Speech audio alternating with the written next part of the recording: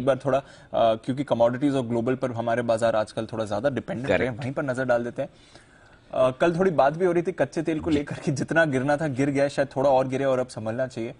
अब खबर भी वैसी उसी समय आती है और लेवल्स भी उसी समय इसमें आते हुए देखें तो $100 से जो कच्चा तेल संभला है सर, वो समझाएं।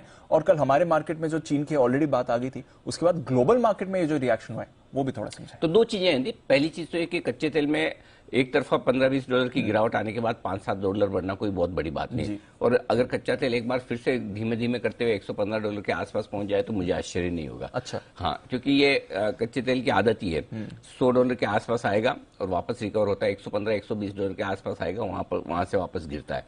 तो ये रेंज है। इस रेंज के ऊपरी सिरे पर बिना किसी खास वजह के अचानक से गिरावट देख लेते हैं। कल तो खैर बढ़ने की वजह थी कि जो बाइडेन साहब ने ईरान पर नए प्रतिबंध लगाने की घोषणा की और वो करनी भी है उन्हें अगले हफ्ते जो जाना है सऊदी अरब उनका दोस्त है और वहां जाने के पहले मूड माहौल ताकि स्वागत बड़ा जोरदार हो उनका कि हाँ हमारा दोस्त आया। एग्जैक्टली है ना, वो मैसेज और वो पोजिशनिंग तो जरूरी है ना। तो ये राजनीतिक कारण है ठीक है, ये चीजें चलेंगी। और अब क्या है, हम ऐसे समय में कि जहां किसी भी कमोडिटीज में 4-5% का मूव एक दिन में कोई बड़ी बात रही नहीं, न ऊपर की तरफ न नीचे की तरफ। तो लाइफ को एडजस्ट करना पड़ेगा हमें इसी तरह से। वापस देखिए 105 से हम $102-103 की रेंज में भी आ रहे हैं, तो ये चलता रहेगा। मेरे ख्याल से 95-100 ये कच्चे तेल के लिए सपोर्ट रेंज है। 115 के आसपास कहीं पहुंचेगा तो वहां रुकावट की जगह इस बीच में टाइम पास करेगा। 95 के नीचे जाकर कच्चा तेल ट्रेड करना शुरू करेगा ब्रेंट क्रूड, तो फिर हमारे लिए और ज्यादा बेहतर और ज्यादा मजबूती के संकेत आएंगे। लेकिन हमारे लिए तो $100 के आसपास, $105 के आसपास भी टिका रहे तब भी रिलीफ है। हमारे तो जितना कम हो उतना बढ़िया है। तो कच्चा तेल तो ये हो गया। अब आइए दूसरी बात कमोडिटीज के उछाल की।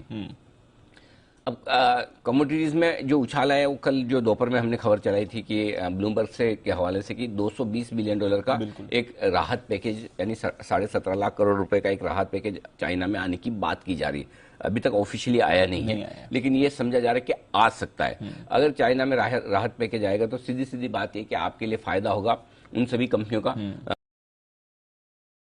डिमांड बढ़ेगी। अब दो चीजें इसमें दी। अच्छी बात क्या है अच्छी बात यह कि मेटल्स के दाम तेजी से घटे, मेटल शेयरों के दाम और भी तेजी से घटे। और ऐसे में अगर मेटल्स में किसी तरह की राहत की खबर आती है, मेटल के दाम घटते हुए रुकते हैं, जो गिर रहे हैं वो रुक जाए, रिबाउंड आने की उम्मीद हो, वो मेटल कंपनियों के लिए थोड़ा ठीक है। देखिए, तो वो एक पॉजिटिव साइड पर है। नेगेटिव साइड पर क्या है? नेगेटिव साइड पर यह कि अभी तो कच्चा तेल गिरा ही था, आपने फिर से ईरान पर प्रतिबंध लगा दिए, फिर से बढ़ने की बात करें या कम से कम और नहीं गिरेगा, या आपने पक्का कर दिया, अमेरिका की बात करो। ऊपर से अगर चाइना ये बोले कि हम कमोडिटीज के दाम और नहीं गिरने देंगे राहत पैकेज की वजह से, तो फिर आपका इन्फ्लेशन नीचे आएगा कैसे? एग्जैक्टली।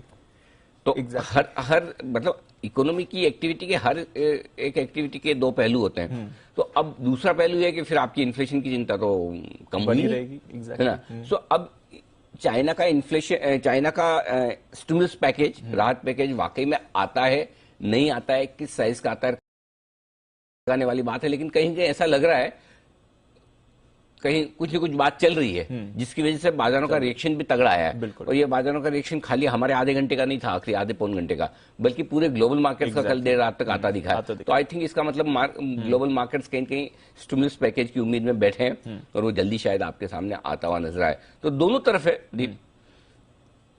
एक तरफ आपको स्टिमुलस पैकेज आने का थोड़ा ग्रोथ और उस हिसाब से फायदा दिखेगा, दूसरी तरफ आपको इन्फ्लेशन में फिर से चिंताएं बढ़ेगी। तो अभी मार्केट का मूड थोड़ा ठीक है, तो हमने तेजी वाला चुना है। बिल्कुल, तेजी का मूड तो है। और सर ये हफ्ता कितना बढ़िया रहा है। इनफैक्ट